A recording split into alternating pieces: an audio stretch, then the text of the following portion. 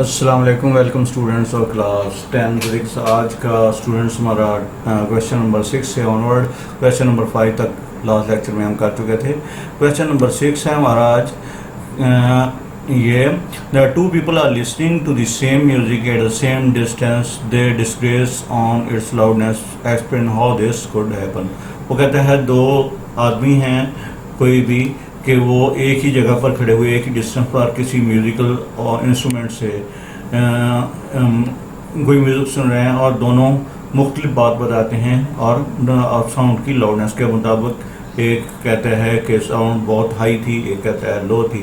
तो किस वजह से, जबकि अब देखो जब हमने इस टॉपिक को पढ़ा था कि loudness depends upon distance, amplitude and area, और उसके साथ साथ एक और बात भी पड़ी थी कि ह्यूमन एयर की जो उसकी कंडीशन होती है, उसकी वेल्थ कंडीशन क्या है, वो उसकी वो हेल्दी एयर ड्रम है या नहीं।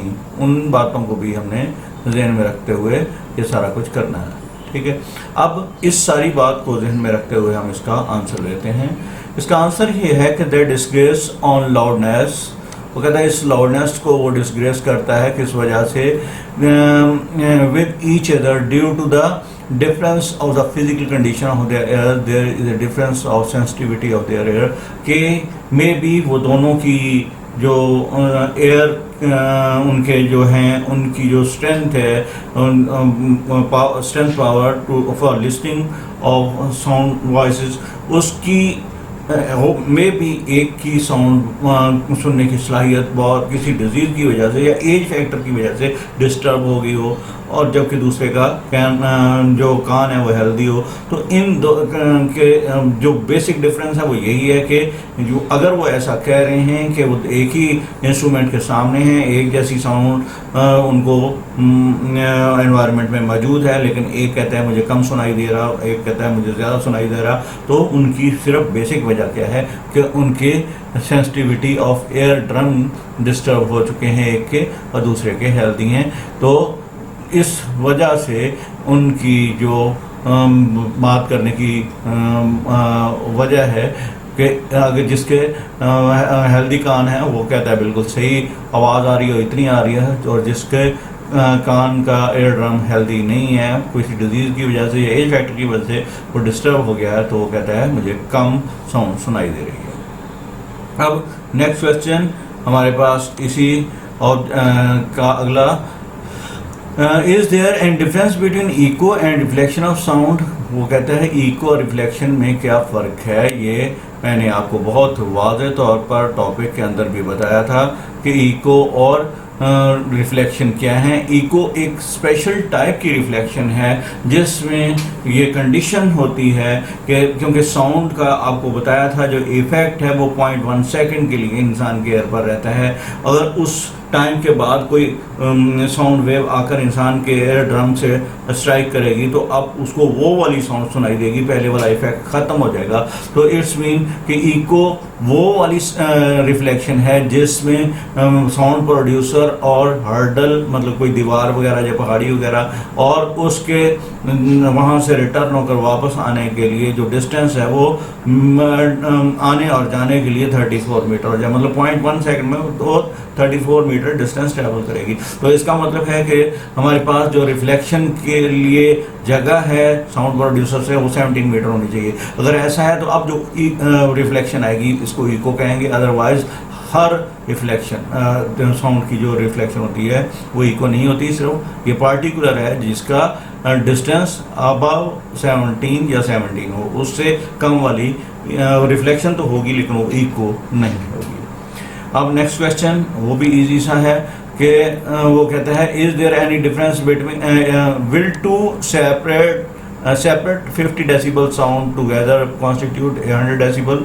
वो कहते हैं दो साउंड पैदा करने वाले इंस्ट्रूमेंट हैं, हर एक 50 डेसिबल की साउंड पैदा कर सकता है, क्या वो दोनों मिलकर 100 डेसिबल हो जाएंगी? नहीं। इसकी वजह आपको बताते हैं, ये बिल्कुल नहीं होगा।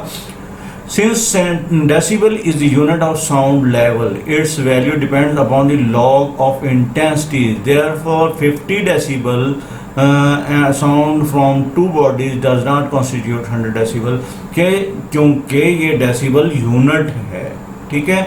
इसकी जो यूनिट डिपेंड करती है इंटेंसिटी ऑफ साउंड पर, ठीक है, लॉग के इंटेंसिटी साउंड के लॉग के ऊपर।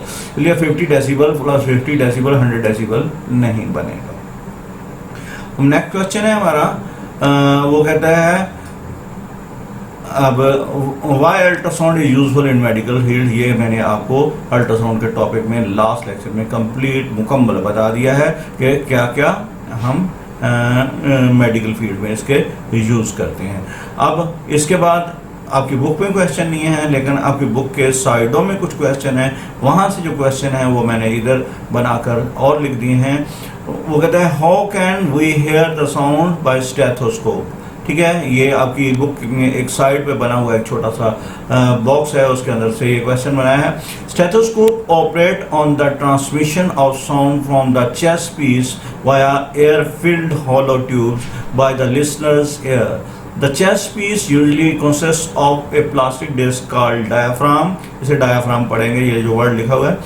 If diaphragm is placed on the patient's body, sound vibrates. The diaphragm create acoustic pressure waves which after multiple reflection travel up to the doctor's ear. इसका मतलब ये है कि स्टेथोस्कोप एक डिस्क सी बनी हुई होती है जिसके फ्रंट के ऊपर एक प्लास्टिक की बारीक मेम्ब्रेन लगी होती है। वो मेम्ब्रेन वाइब्रेशन से वाइब्रेट करती है, तो उसके अंदर जो एयर होती है वो एयर एक प्रेशर बिल्डअप करती है और ये प्रेशर एकॉस्टिक प्रेशर कहलाता है, और ये ट्रैवल करता हुआ ट्यूब्स के अंदर से मल्टीपल रिफ्लेक्शन से होता हुआ डॉक्टर के एयर ड्रम तक पहुंचता है और उसको इसकी साउंड की वाइब्रेशन सुनाई देती है, जो इंसान के हार्ट बीट वगैरह या जिस्म में किसी भी जगह पर ब्लड के सर्कुलेशन की साउंड होती है, वो डॉक्टर इससे आसानी से सुन सकता है।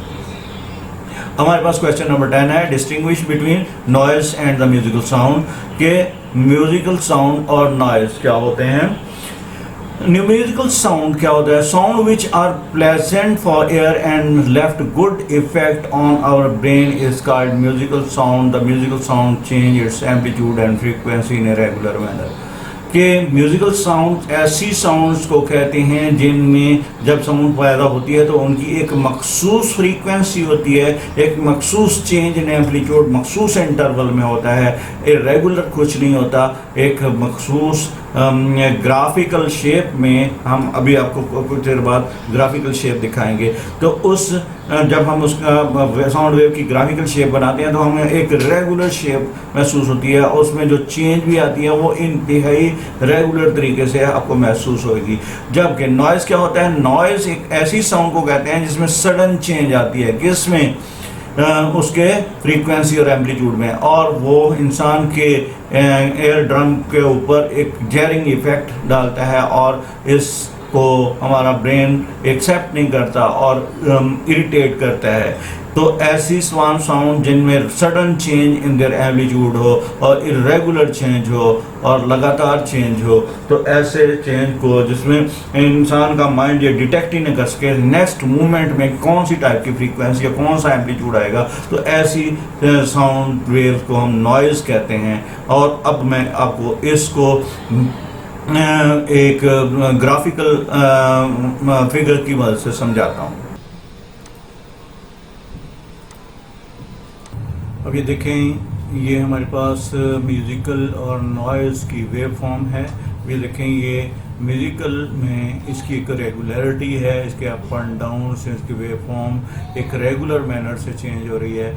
जबकि ये नॉइज़ है, इसमें sudden change in amplitude and frequency होती है। कभी फ्रीक्वेंसी बहुत ज़्यादा है, कभी एम्पलीट्यूड बहुत ज़्यादा है, कभी एम्पलीट्यूड कम है, मतलब कोई रेगुलरिटी नहीं है, कहीं टाइम किसी टाइम कुछ भी है हो सकता है। अब इसी तरह ये नीचे वाली वेव फॉर्म में देखें, इस वेव फॉर्म में भी इसी तरह एक रेगुलरिटी है म्यूजिकल साउंड में, जबकि नॉइज़ में कोई रेगुलरिटी क्लैरिटी नहीं है। इसको एक और ग्राफ की मदद से देखें, ये देखें नॉइज़ है, इसमें आपको डिस्टर्बेंस नज़र आ रही है वेव में, और इसमें एक रेगुलरिटी नज़र आ रही है आपको। ये मुख्तलिफ़ किस्म के म्यूज़िकल इंस्ट्रूमेंट्स की साउंड की वेव फॉर्म है।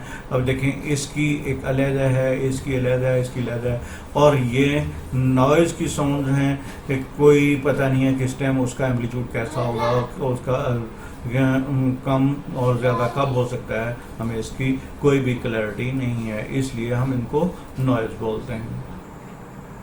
ओके स्टूडेंट, अब कुछ क्वेश्चन और भी हैं, इंशाल्लाह हम इसको नेक्स्ट डे पर रखते हैं। इंशाल्लाह नेक्स्ट लेक्चर में ये सारे शॉर्ट क्वेश्चन क्लियर हो जाएंगे। उस वक्त तक के लिए अस्सलाम वालेकुम व रहमतुल्लाह।